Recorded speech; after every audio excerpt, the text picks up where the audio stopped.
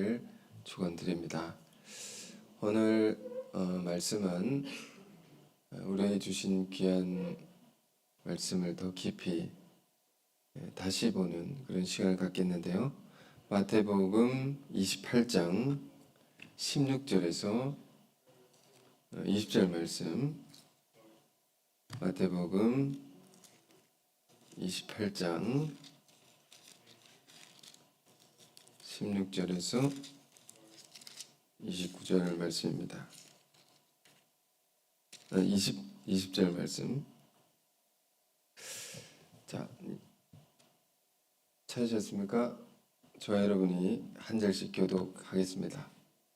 11 제자가 갈릴리에 가서 예수께서 지시하신 산에 이르러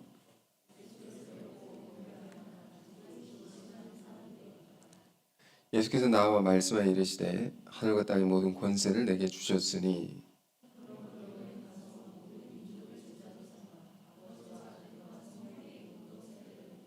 내가 너에게 분부한 모든 것을 가르쳐 지키게 하라. 볼지어다 내가 세상 끝날까지 너희와 항상 함께 있으리라 하시니라. 아멘. 하늘과 땅의 모든 권세를 내게 주셨으니, 이런 제목으로 말씀 나누겠습니다. 지난 한 주간 여러분 잘 아시다시피 국제적인 행사, 거룩한 총회죠. 교단 총회 모임에 제가 잘 참석하고 왔습니다. 전 세계 그야말로 5대양 6대주에서 수많은 나라에서 복음을 위해 헌신하는 분들, 하나님 나라 위해 헌신하는 분들이 참석을 해서 성령이 충만한 모임이 되었습니다. 제가 행사를 주관하신 분에게 몇 개국이 참석했는가 물었더니 아직 계산 중이라고 합니다. 네, 그만큼 많은 나라에서 참석을 했는데 최소 100개국은 되지 않을까, 제 마음대로 생각해 왔습니다. 굉장히 많이 하나님의 일꾼들이 참석해서 참 거룩한 은혜로운 그런 성회가 됐는데, 제가 총회를 참석하고 나면 늘 느끼는 것은 세계는 넓고 복음의 일꾼들은 많구나, 이런 걸 느낍니다. 그리고 무엇보다 크게 느끼고 도전을 받는 것은 하나님 나라는 정말로 발전해 나간 것이구나, 확장되어 가고 있는 것이구나. 예수님이 가르쳐 준 주기도문처럼 뜻이 하늘에서 이룬 것 같이 땅에 하나님의 나라가 정말로 이루어진다 라는 것을 더 깊이 깨닫는 이번 모임이었습니다. 지난 주일에 사도행전 28장 마지막 장면을 봤는데요. 사도 바울이 갇힌 가운데서 하나님의 나라와 예수 그리스도에 관한 것을 담대히 거침없이 가르치더라, 이 말씀 봤었는데요. 끊임없이 복음은 전파되어 나가는 것이고, 그건 막을 자는 없다는 의미죠. 하나님의 나라는 이 땅에 정말 성취되고 있다는 것. 참 이것이 우리가 성경의 문자로 읽고 이해하고 힘을 얻는 차원이 아니라 더 실감하게 되는 그런 총회였습니다. 참석자 분들은 동일하게 느꼈을 텐데요. 아직도 거기 모임이 계속되고 있어서 거기 계신 분들도 있는데, 이후 이어지는 모임도 성령이 충만한 모임이 될 수 있도록 여러분 계속 기도해 주시면 감사하겠습니다. 자, 그렇기 때문에 우리의 생각이 정말로 더 넓어져야 합니다. 우리의 삶의 반경, 그 좁은 영역에 머물러서 그것만 생각하며 살면 안 되는 것입니다. 우리가 나의 부족한 능력과 나의 부족한 지혜를 보지 아니하고 항상 우리가 무엇을 생각하고 살아야 됩니까? 이런 나를 통해서 하나님이 하시고자 하시는 일이 뭔가, 이걸 생각하고 살아야 됩니다. 참 이런 하나의 깨달음이라는 것이 우리 인생에 참 중요합니다. 깨달으면 이제 생각이 달라지는 거죠. 우리 생각이 달라져서 이 사고의 지평이 넓어지게 되면 모든 것이 달라지는 겁니다. 자, 하여튼 총회를 기점으로 여러분 생각도 달라지고 여러분 하시는 일도 인생도 다 달라지길 바랍니다. 오늘 본문의 말씀은 이제 우리가 다시 보는 건데요. 예수님이 이 땅에서 제자들에게 또 예수를 믿는 모든 그리스도인들에게 마지막으로 남겨주신 명령입니다. 명령. 이 명령은 우리 다른 말로 사명이라고 하는 것인데, 이 사명 중에서도 큰 사명이라고 해서 대사명이라고 합니다. 왜 대사명인가? 그레이트 커미션 이렇게 되어 있죠. 그럼 모든 믿는 자들이 다 함께 이루어야 할 일이라는 겁니다. 그래서 영어로도 그레이트 커미션이라고 되어 있는데, 이 대사명에 관해서 마가복음은 굉장히 간단히 기록되어 있습니다. 온 천하에 다니면서 만민에게 복음을 전파하라. 근데 마태복음 오늘 본문에는 더 자세하게, 더 단계적으로 기록해 놓은 것입니다. 주님의 이 명령을 따라 예수님의 제자들은 정말로 이 복음을 갈릴리에서 유대 지역을 넘어서 이방 땅에 복음을 전하고 또 전하게 되므로 오늘날 우리에게까지 이 복음이 온 것이죠. 이 명령에 순종해서. 근데 이제 교회 역사를 보면 복음이 이렇게 퍼져 나가다가 한 세월 동안 복음이 전해지지 않았던 때가 있었습니다. 이 명령에 순종하지 않으므로 복음이 정체되었던, 복음은 정체되지 않죠. 하여튼 복음이 전해지지 않았던 한 그런 기간이 있었습니다. 교회 역사를 보면 여러분 잘 아시는 그 현대 선교의 아버지로 불리는 윌리엄 캐리, 그분이 있기 이전에 교회가 어떤 상황이었냐면, 특히 영국 사람인데 영국의 당시에 이제 영적인 부흥이 일어나는 유명한 부흥사들, 전도자들이 막 복음을 이제 그 나라의 많은 사람들에게 전함으로 그 믿는 사람들이 굉장히 뜨거워졌던 그런 시기였습니다. 그런데도 그 당시 믿는 사람들이 영국을 말하는 것입니다. 세계 선교에 대해서 관심을 전혀 갖고 살지 않았습니다.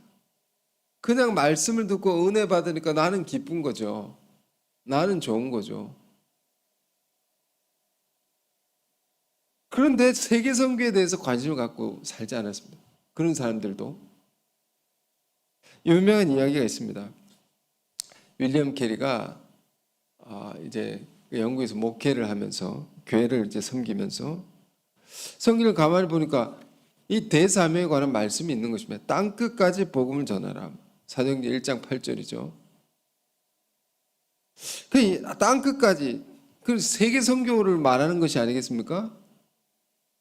복음을 전 세계에 전파하라는 이 주님의 지상 명령을 어떻게 우리가 적용해 내야 할 것인가 라는 문제를 가지고 이 목회자 회의에서 안건을 냈습니다. 이걸 우리가 어떻게 적용해서 우리가 이 말씀을 어떻게 순종해 갈 것인가.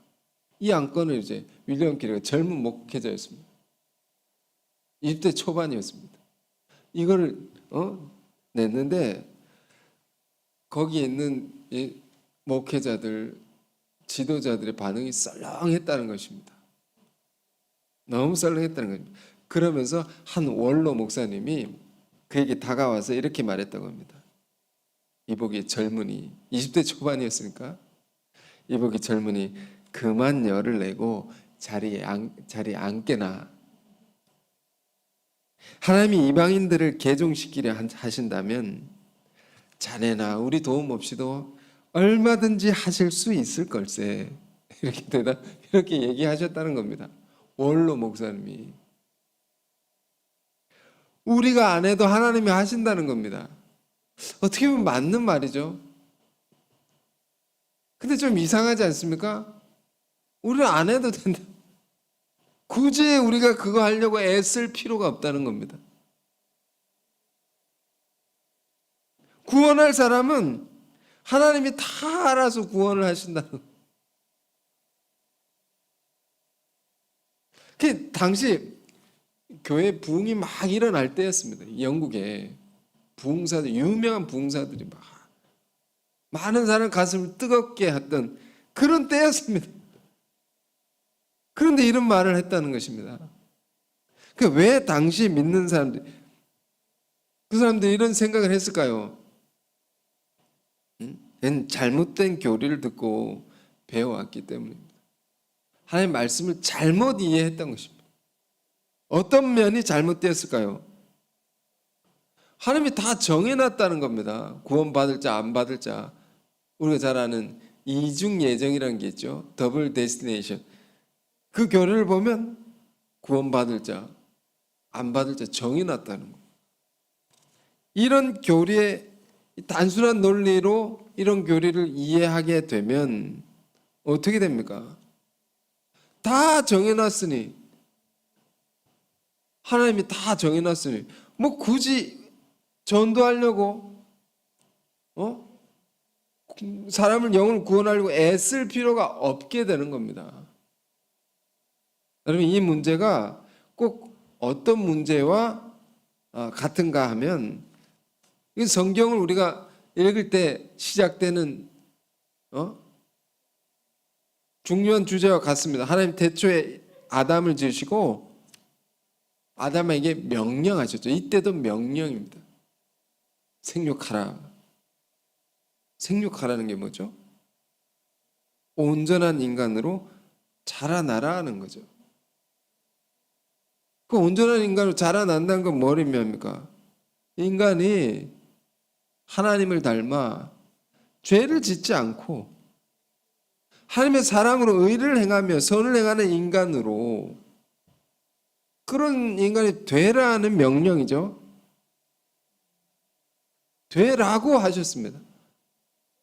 넌 됐다라고 한 게 아니고, 아니 처음부터 죄를 짓지 않을 인간으로 완벽하게 만들어 놓으시지 왜 굳이 위험하게 죄를 지을 수도 있는 여지를 주셔가지고, 그래서 인간이 죄를 짓고 고통을 받게 하셨냐 말입니다.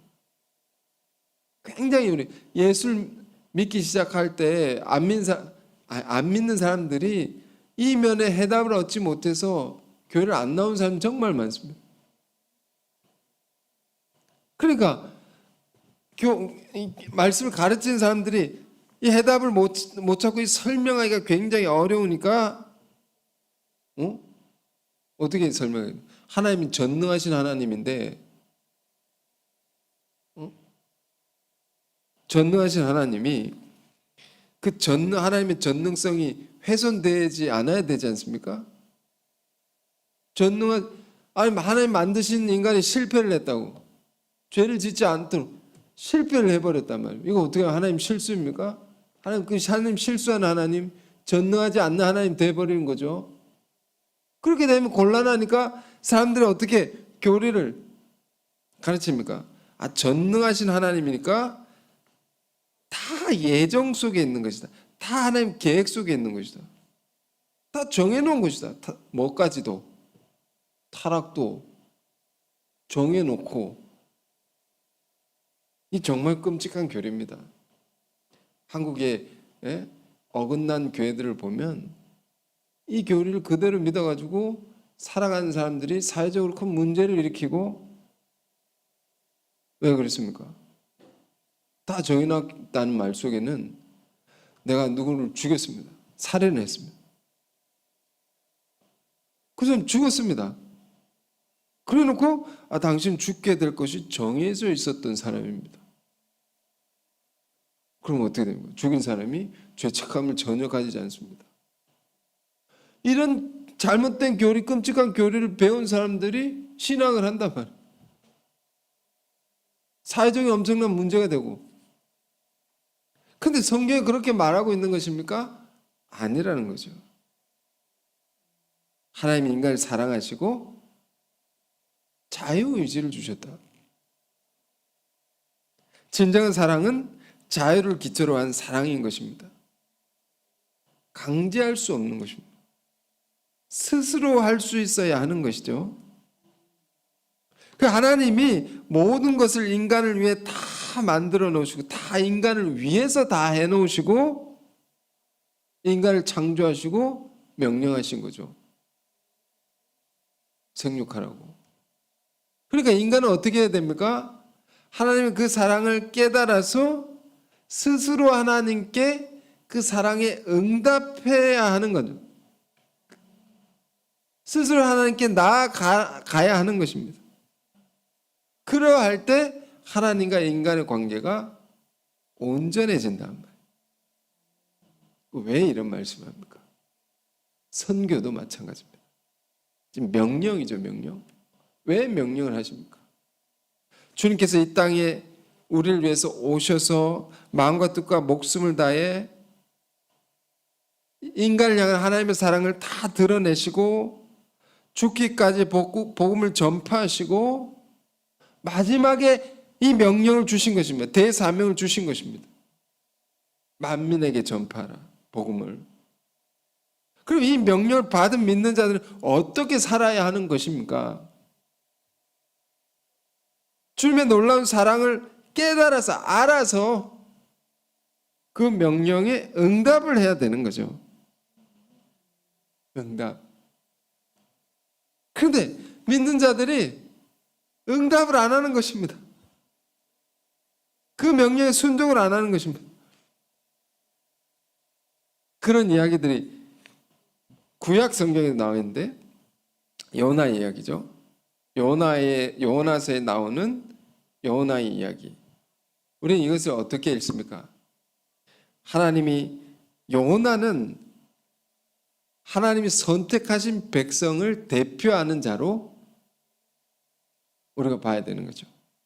선민의 선교에 관한 이야기가 요나서입니다. 그러니까 하나님이 왜 수많은 민족 중에 이스라엘이라는 민족을 선택하신 것인가? 왜 그 백성에게만, 많은 민족 중에 그 백성들에게만 하나님의 말씀을 주시고 하나님의 은혜를 알게 하시고 긴 세월 기르시고 훈련하신 것인가? 뭐 하려고? 무엇 때문에? 그들을 통해서 그들이 받은 하나님의 말씀을, 그들이 알게 된 하나님을 아는 지식을 우리 사랑이라고 합니다. 그것을 만민에게 전파하라는 뜻이 아니었습니까? 그러려고 이 백성을 선택했다는 거예요. 물론 우리가 예수를 믿게 된 건 단순한 일이 아닌 것입니다. 우리 선택받은 사람들입니다. 지금도 전 세계에 보면 하나님 믿지 않는 사람들이 너무도 많고 믿어도 이상하게 믿고 잘못 믿고 그런 사람이 얼마나 많은지 모릅니다. 그런 가운데 우리는 올바른 복음을, 온전한 복음을 듣고 배우고 깨닫고 우리의 가슴에 감동을 얻고 눈물을 흘리고 변화된 사람들이다 말이에요. 그런 우리가 어떻게 살아야 되겠느냐라는 거예요. 여러분 아시다시피 이 요나는요, 하나님의 명령을 받고 움직이지 않았습니다. 가지 않았습니다. 하나님의 명령대로 순종하지 않았습니다. 내가 니느웨로 가라. 니느웨는 어디입니까? 선교지입니다. 선교지. 복음을 전해야 될 그것입니다. 근데 그리 가지 않냐고 다시스로 갔다. 엉뚱한 방향으로 갔다. 불순종이죠. 우리 이 말씀을 듣고 묵상할 때마다 항상 뭘 생각하게 됩니까? 오늘 예수를 믿는 우리 안에 불순종을 깊이 깨닫게 되는 거죠. 그걸 깨달아야지 요나서를 잘 읽는 것입니다. 이세 선택받은 백성, 영적인 이스라엘이 누구냐? 이 시대에는 우리라는 겁니다. 나다 말입니다. 나를 하나님이 선택하셔서 부르셨다. 왜 불렀냐 말. 이걸 우리는 생각하고 살아야 됩니다. 그런데 요나 이야기를 보면 요나가 처음 불순종하죠. 불순종. 하나님의 명령이 있음에도 불구하고 그걸 버리고 자기 하고 싶은 대로 산 것입니다. 그런데 이 이야기의 참 어려운 것은 무엇입니까? 그렇게 하나님의 명령과 관계없이 살아서 잘 먹고 잘 살면 참 좋을 텐데 하나님 내버려 두지 않습니다. 요나가 탄 배를 마구 흔드십니다. 큰 폭풍을 일으켜서 그가 탄 배를 다 깨어 부서지게 만듭니다. 큰 환란을 허락하시는 거죠. 이 환란의 의미는 무엇입니까? 요나가 경험한 환란의 의미. 우리가 인생을 살면서 예수를 믿고 살아갈 때에 우리가 겪는 환란의 의미가 뭐냐 말입니다. 그런 깊이 생각하고 살아요. 왜 나에게 이런 어려움이 오냐, 이런 고통스러운 일이 있느냐. 요나 이야기를 통해서 우리가 깨달아야 되는 것은 우리의 삶이 하나님이 주신 사명과 무관하게 살 수 없는 인생이다 말입니다. 우리는 그렇습니다. 선택받았기 때문에. 우리 믿는 자들은 선교의 사명이라는 게 있단 말입니다. Great Commission. 이것을 내 인생의 뒤로 제쳐두고 살 수 있는 우리가 아니라는 겁니다. 그렇게 살 수 없다. 그렇게 살면 좀 협박같이 들리지만 꼭 어려움이 온다. 어려움이 오지 않더라도 마음이 불편할 것이다. 이걸 한국말로 뭐라 하냐면 분명히 번역은 어려울 것입니다. 팔자라고 합니다. 그렇게 살아갈 수밖에 없는 숙명입니다. 왜? 선택을 받았기 때문에. 그럼 숙명, 그 숙명이라는 건 불행한 것입니까? 우리 팔자는 불행한 것입니까? 아니다 말입니다. 성경을 공부하면 끝까지 공부해야 됩니다. 하나님이 우리를 선택해서 그 선교의 사명을 살아라고 명하시는 것은 그렇게 살아서 마침내 우리에게 큰 영광을 주기 위함이다. 그렇게 살면 제일 행복하다 말. 아무튼 요나는 큰 환난을 경험한 뒤에 정신을 차립니다. 이 우리의 모습과 똑같습니다. 고생하고 깨닫는 겁니다. 정신을 차리고 결국에는 하나님 말씀에 순종해서 또 가죠. 가라 하시는 곳에 가는 겁니다. 그러니까 결국 가야 될 길이다. 선교의 사명입니다. 결국 우리 이렇게 살아야 됩니다.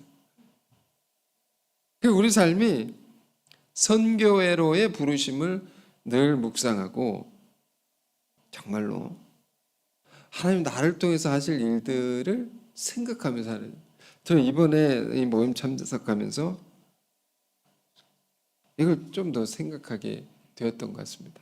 제가 이제 하여튼 뭔가 이제 변화가 생기다 보니까 제가 이제 부산에서부터 내가 어떻게 살아왔는가 이런 걸 좀 돌아보게 됐습니다. 부산에서 목회를 시작해가지고 2008년에 서울에 왔습니다. 서울에 와서 교회를 섬기게 되었는데 2008년이었으니까 올해가 2024년이죠. 16년이 지났더라고요. 그 사이에 다른 분들 해외도 많이 나가시고 뭐 나갔다 들어오신 분도 한 번씩은 들어오시는데 저는 팔자가 한 번도 안 보내시더라고요. 왜 그리 하셨을까?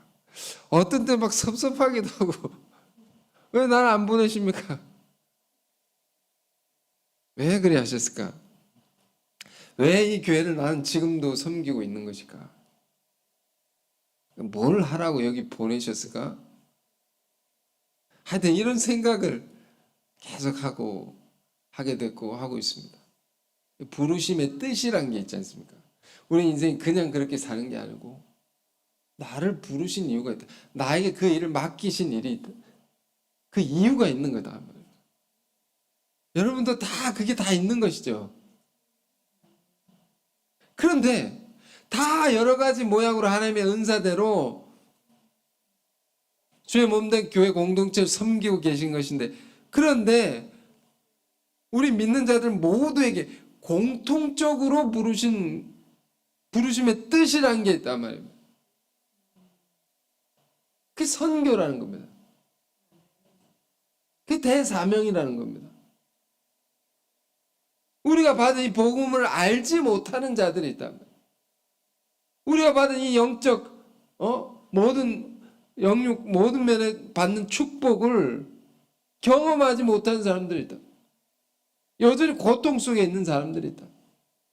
그런 자들에게 전하라는 거죠, 복음을. 그래서 많은 영혼들 주께로 인도하라는 이 공통적인 사명으로 우리는 부르심을 받는 겁니다. 다니엘서 11장에 어떤 말씀이 있냐면요. 다니엘서 12장. 마지막 때에 관한 예언입니다. 다니엘 선지자 예언인데 이런 말씀입니다. 이 땅에 가장 큰 영광을 받는 사람들이 누구냐? 자, 다니엘서 12장 2절 3절 보시면 이런 말씀이 있습니다. 마지막 때에 일어날 일들에 관한 건데, 땅의 티끌 가운데서 자는 자 중에서 많은 사람이 깨어나 영생을 받는 자도 있겠고, 수치를 당하여 영원히 부끄러움을 당할 자도 있을 것이며, 마지막 때가 되면, 마지막 때라는 게 뭡니까? 주님이 다시 오실 때가 되면 이런 사람도 있고 저런 사람도 있다. 그래서 3절에 또 어떤 사람도 있느냐? 3절, 지혜 있는 자는 궁창의 빛과 같이 빛날 것인데, 지혜가 있어야지 빛나는 인생을 살 수 있다. 근데 최고의 지혜는 뭐냐? 많은 사람을 옳은 대로 돌아오게 하는 자는 별과 같이 영원토록 빛나리라. 이런 사람, 이런 인생을 너희가 살아야 된다. 이때 마지막 때가 될수록 우리 인생이 많은 사람들 옳은 대로 돌아오게 하는 자, 주님께로 이끄는 자, 하늘의 별처럼 영원토록 빛나리라. 제일 큰 영광을 받는다. 그 선교회로의 부르심이 이게 우리가 고생하라는 괴로우라고 부른 겁니까? 아니다 말입니다. 이 대사명이, 이 명령이 우리가 무거움을 갖고 살라고 주신 것입니까? 아니라는 겁니다. 가장 큰 영광을 너희가 그 영광에 들어가라, 참여하라. 그런 부르심이죠. 그런 부르심이다. 에베소서 1장 18절을 보면 이런 말씀이 있습니다. 에베소 1장 18절에 너희 마음에 눈을 밝히사 그의 부르심의 소망이 무엇이며 성도 안에서 그 기업의 영광의 풍성함이 무엇이며. 자, 이것은 사도 바울이 에베소 교회 교우들을 위해서 기도하는 내용입니다. 내가 너희를 위해서 이런 기도를 하고 있다. 기도 내용이 뭐냐면 너희 마음의 눈이 이렇게 밝아지길 원한다. 지금 어두워져 있는데 눈이 이렇게 밝혀지길 원한다. 밝아져서 그래서 너희를 향한 주님의 부르심의 소망이 무엇인지 알게 해주시기를, 그리고 나중에 받게 될 영광의 풍성함이 얼마나 크고 놀라운 것인지를 너희가 알게 하시기를, 너희로 알게 하시기를 내가 간절히 기도한다. 우리가 마음의 눈이 뜨여져야 됩니다. 마음의 눈이, 우리 부르심의 소망을 우리가 알 수 있도록 그 눈이 뜨여져야 됩니다. 왜 우리를 부르셨냐 하면 소망이 있다는 겁니다. 미래의 영광이 있다는 겁니다. 가장 아름답고 가장 가치로운 인생을 살고 영광스러운 하늘의 별처럼 빛나는 그런 인생을 살 수 있도록 그렇게 우리를 부르신 거다. 우리 인생이 여러분 돈이 많아지는 것 그것이 좋겠지만 그것만으로 우리가 좋아질 수 있겠습니까? 결코 그렇지 않다. 왜냐하면 예수님 말씀처럼 사람이 떡으로만 사는 것이 아니기 때문에, 그것만으로 사는 존재가 아니기 때문에, 그건 수단이 될 수 있지만 목적이 될 수 없다. 이건 하나님의 말씀으로 사는 존재고 하나님의 뜻대로 살 때에, 다른 말로 하나님의 부르심대로 살 때에 가장 행복하고 가장 영광스러울 수 있는 존재다. 그 부르시는 뜻이 뭐냐? 하나님 뜻대로 사는 게 뭐냐? 예수의 이 마지막 지상명령, 대사명이다. 우리 인생은 방향이 정확하게 정해져 있습니다. 그러므로 방황할 필요가 없는 겁니다. 결국 이걸로 가야 되는 거구나. 이 길로, 이 말씀대로 이 방향으로 살아야 되는 거구나. 응? 이게 중요하단 말이에요. 이 신앙을 오래 하면 할수록 우리가 깨달아가는 것은 무엇입니까? 말씀대로 살 때 제일 복을 받는 거구나. 말씀대로 살 때 제일 가치롭고 제일 행복할 수 있는 거구나. 우리 안에 죄성이라는 것은 자꾸 이것을 거스르지만, 그렇기 때문에 뭐가 필요합니까? 말씀대로 살 수 있는 성령을 구해야 됩니다. 성령을 구해야 됩니다. 그래서 오늘 이런 걸 생각하고 오늘 말씀을 다시 보는데, 설교 시간 한참 지났지만 오늘 길게 하진 않을 거라고 다짐을 하고 왔지만 길지 않게 이 28장의 본문을 다시 길지 않게 보겠습니다. 16절부터 11 제자가 갈릴리에 가서 예수께서 지시한 산에 이르러 예수를 배웠고 경배하나 아직도 의심하는 사람들이 있더라. 이 장면이 뭐냐면 예수님이 우리를 위해 죽으시고 다시 사신 부활하신 상황입니다. 부활하시는 주님을 제자들이 보게 된 겁니다. 그런데 부활하신 주님을 보고도 의심하는 자가 있더라. 그리스도의 현존, 살아계신 주님을 경험하고도 의심한 자들이 있었다. 그러나 여러분, 우리 교회 공동체라는 것도 그렇습니다.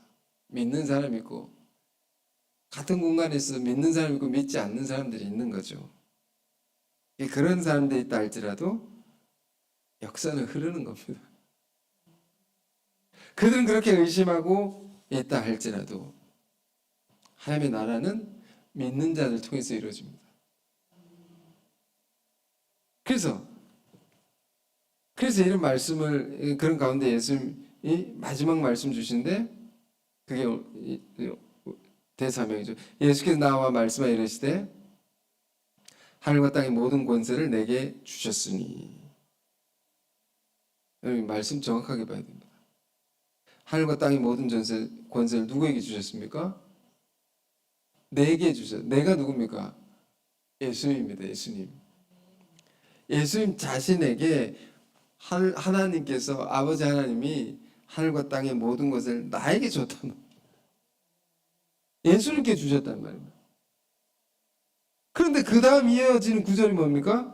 그러므로 너희는 가서 제자들에게 말합니다. 하나님 나에게 권세를 주셨는데 너희 그렇기 때문에 너희는 나가라고. 제가 예전부터 이 구절 읽을 때 너무 이해가 안 돼서 말씀 전하면서 나도 이해 안 되는 걸 내가 전하고 있네. 고민했는데 하나님 또 고민하면 답을 주십니다. 예수님께서 하늘과 땅의 모든 것을 내가 받았으니, 예수님 받았단 말이에요. 그러면 너희는 가라고. 가서 보면 모든 민족 제자를 삼고 세례를 베풀고 가르쳐 지키게 하라고. 자, 무슨 말일까요? 아직도 이해가 안 되죠. 이것은 주님이 우리를 위해 사시고 죽으시고 다시 사심으로, 다시 부활하심으로 하나님께 받은 권세가 있단 말입니다. 그 권세가 주님께 있는데 예수님의 제자들, 우리를 말하는 거죠.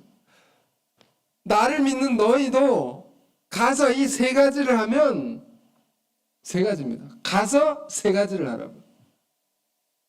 그러면 나에게 있는 권세가 너희에게도 나타나리라 하는 겁니다. 아시겠습니까? 주님이 받은, 하늘로부터 받은 이 권세, 하늘과 땅의 모든 권세, 이게 우리 안에 나타나는 길을 가르쳐 준 것입니다. 하늘과 땅의 모든 권세가 우리를 통해 드러나는 길을 가르쳐 주신 겁니다. 그게 19절과 20절입니다. 이렇게 살면 이 권세가 드러난다.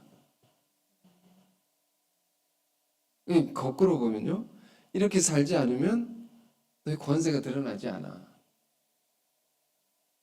힘이 없고 능력도 없고 그렇게 되는 거야. 그러면 우리가 어떻게 해야 되냐? 그러므로 너희는 가서 모든 민족 제자로 삼아 아버지, 아들과 성령의 이름으로 세례를 베풀고 내가 너에게 분부한 모든 것을 가르쳐 지키게 하라. 볼지어다 내가 세상 끝날까지 너희와 항상 함께 있으리라 하시니라. 굉장히 단계적입니다. 먼저 영어로 보면 4개의 동사가 있습니다. 동사는 뭡니까? 우리가 할 거, 해야 될 걸 말하는 겁니다. 먼저는 가라는 겁니다. 가라, go. 어디로 가야 되죠? 어디로 갑니까? 하나님 명하시는 곳이 있단 말이에요. 선교의 대상이 있단 말입니다. 선교지가 있단 말입니다. 땅끝까지 복음이 전파될 때까지 주의 복음이 필요한 곳이 있단 말입니다. 너희가 그것을 알게 되거든 그리 가라는 겁니다. 너무 분명한 것입니다. 우리 삶의 방향은 복음이 필요한 곳에 가야 되는 겁니다. 필요 없는 곳에 있지 말라면, 복음이 온 땅에 전해지기까지, 일이 다 이루어지기까지 우린 그곳에 가야 한다면, 그게 가서 해야 될 3가지. 영어로 make disciples, baptize, teach. 자, 4가지 동사입니다. 지금 영어 시간도 아니지만 go, make disciples, baptize, teach. 그러니까 가서 해야 될 일, 모든 민족을 제자로 삼아. 모든 나라의 사람들 제자로 삼아야 된다. 그러니까 복음을 전하라는 것보다 더 구체적이죠. 주님의 제자가 되게 해야 된다.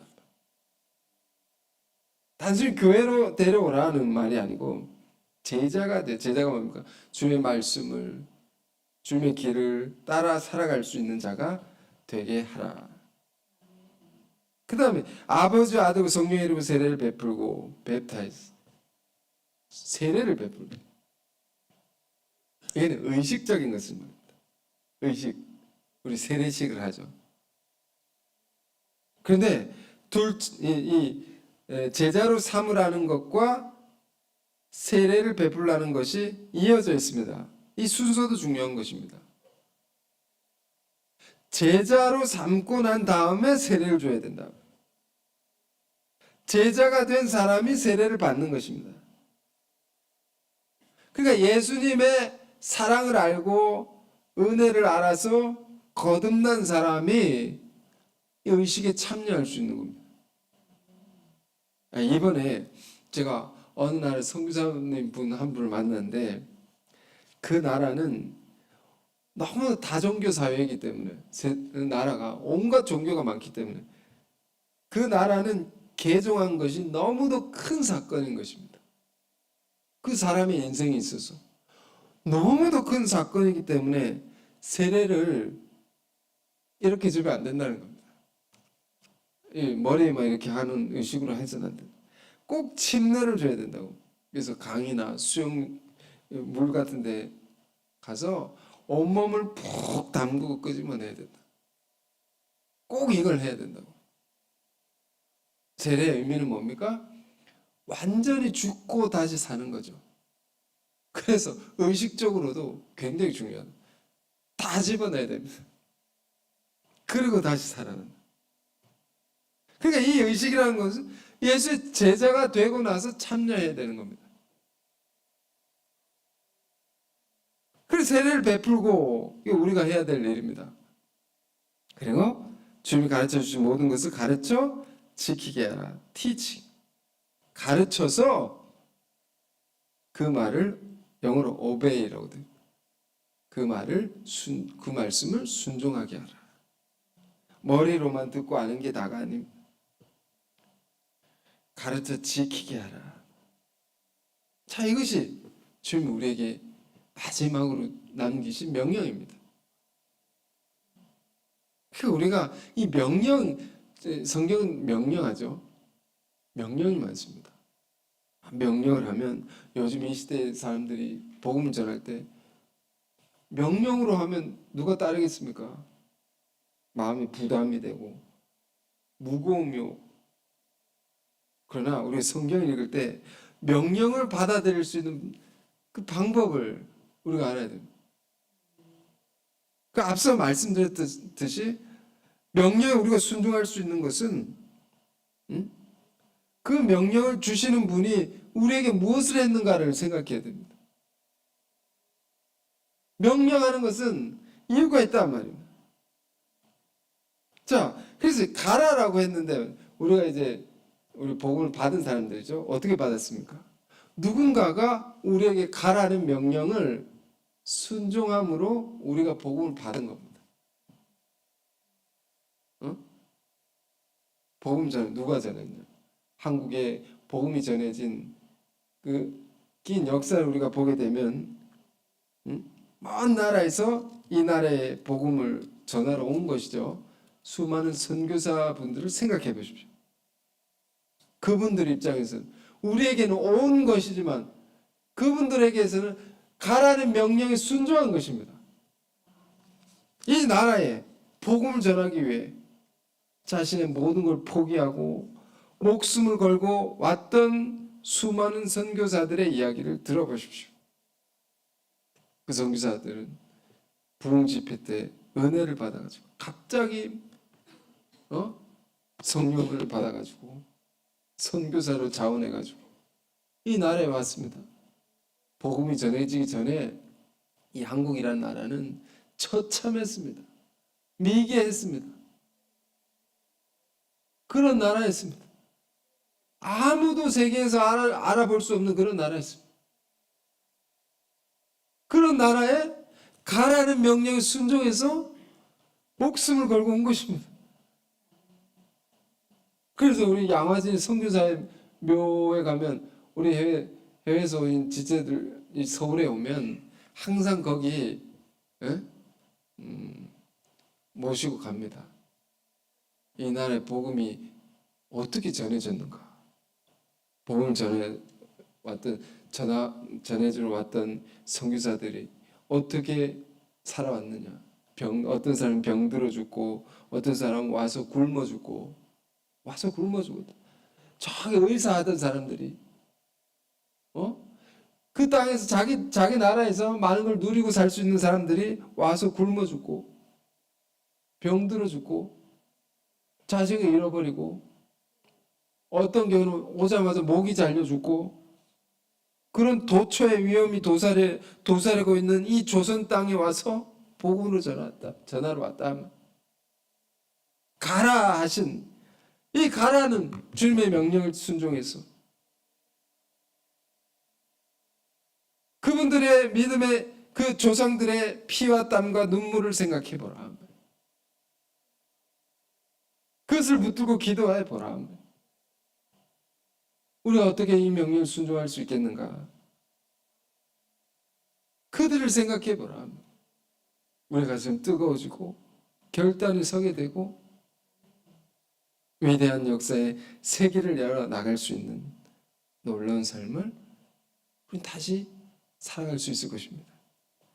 자, 오늘 예수님이 주신 이 지상 명령, 대사명을 다시 생각해 보면서 우리의 교회가 이제 총회 이후에 또 우리의 삶이 이 총회 위에 향방 없이 가지 아니하고 정말 부르심의 뜻대로 살아서 하나님의 하늘과 땅의 큰 권세를 드러내고 그 부흥을 이루어갈 수 있는 저와 여러분 모두가 되길 바랍니다. 자, 기도하겠습니다. 거룩하신 주님,